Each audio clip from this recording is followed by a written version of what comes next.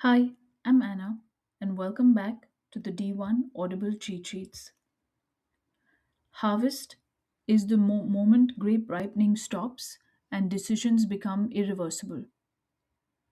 Timing doesn't just set sugar and potential alcohol, it shapes acidity, phenolic maturity, flavor development, disease risk, and the whole balance profile that ends up in the finished wine.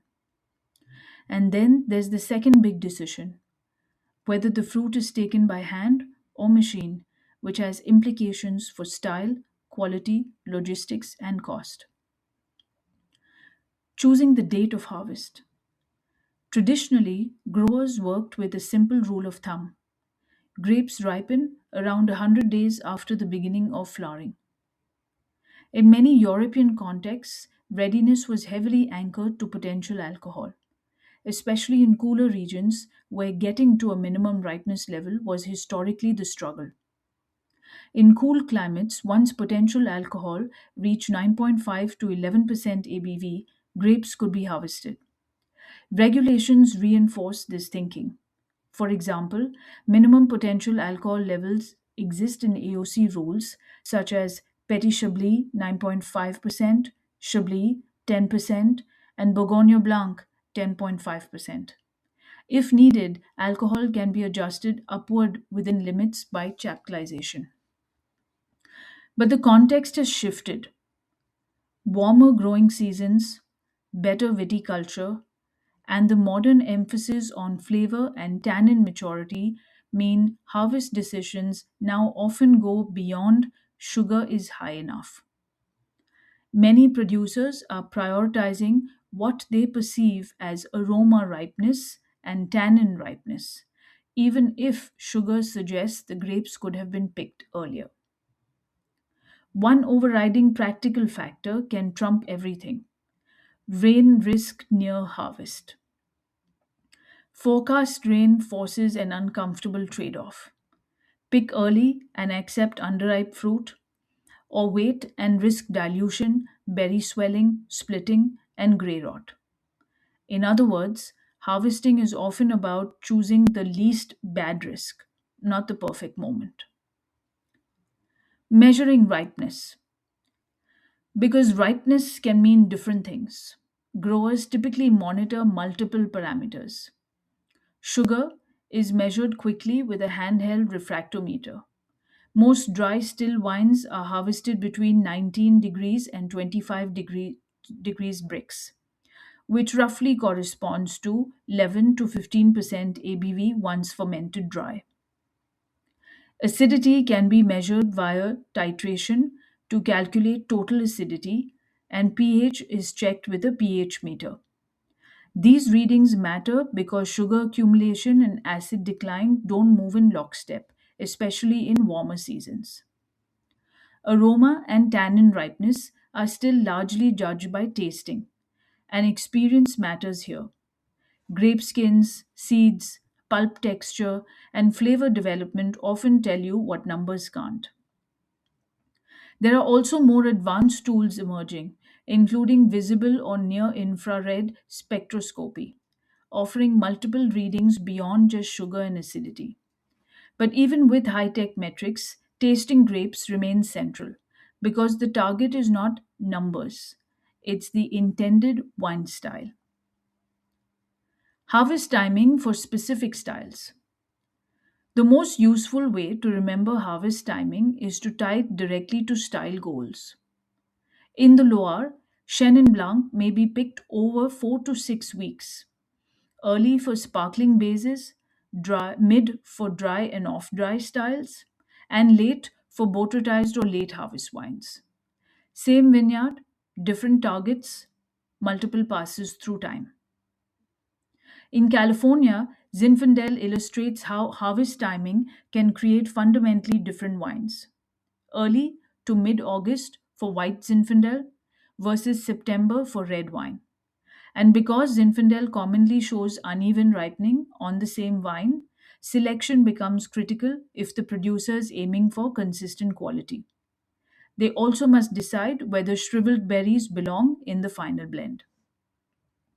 For wines with residual sugar, Harvest timing can be the core winemaking lever. Late harvesting concentrates sugars, botrytized wines often require multiple selective passes, and ice wine is governed by temperature thresholds rather than just ripeness. For example, Canadian ice wine requires picking at below -8 degrees Celsius. Finally, there's the ongoing debate about extended hang time. Critics argue it can drive wines toward high alcohol, low natural acidity, and extra ripe flavor profiles that feel unbalanced. Others point out that high scores and consumer preferences often reward these styles, so the market can incentivize longer hang time. This is where viticulture, aesthetics, and business collide. Next, harvesting options, machine versus hand. Harvest used to be hand only.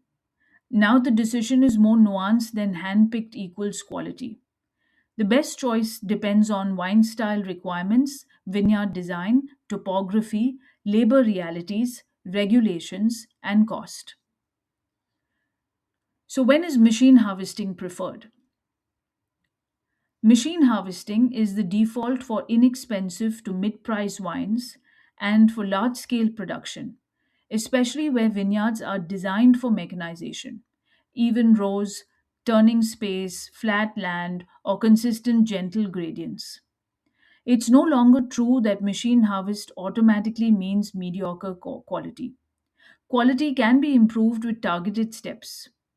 Pre harvest hand selection in the vineyard, using gentler bow rod shaking machines instead of older beating systems, investing in machines with features like optical sorting and in machine crushing for whites with sulfur dioxide addition to limit oxidation, and then rigorous winery sorting to remove mog and poor fruit. Advantages of machine harvesting stack up fast. It's significantly faster and cheaper at scale. Studies in California suggest machine harvesting can be around one third the cost of hand harvesting. It also reduces dependence on seasonal labor availability and reliability. Machine harvesting can be done at night, keeping fruit up to 15 degrees Celsius cooler than daytime picking, which reduces oxidation and microbial spoilage risk. For aromatic whites, cool fruit protects freshness and can reduce the need for costly refrigeration. It also allows precision on timing. You can wait for the desired ripeness and then harvest quickly, whereas assembling a hand crew can be slower and less flexible.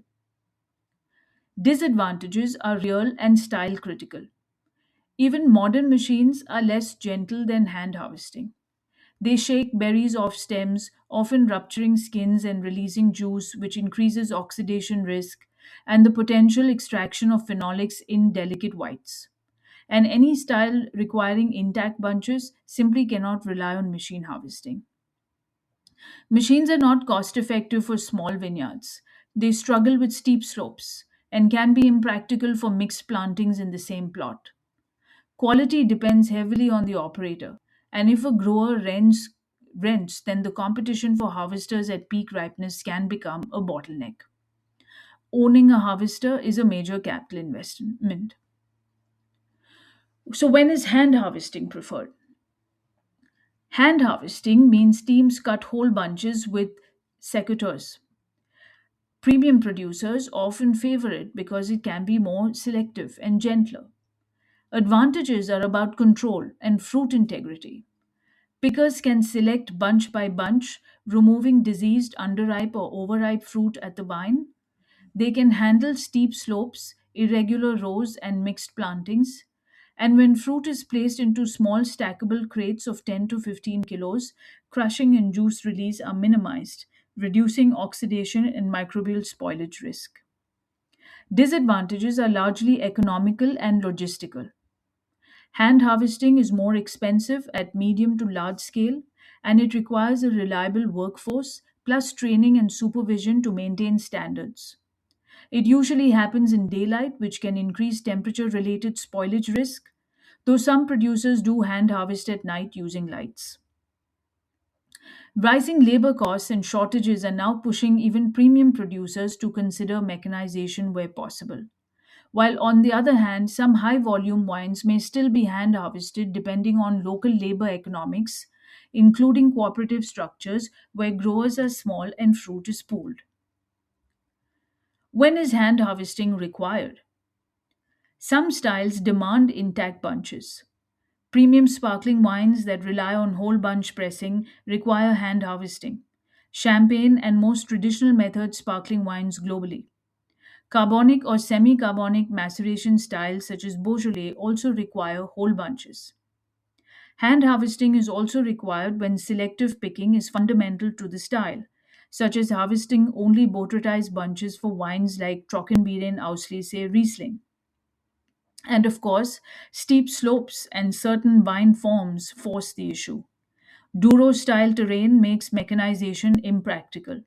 Bush vines generally must be hand harvested by hand because machine harvesting requires trellis systems. Without trellising, the vine damage could be unacceptable.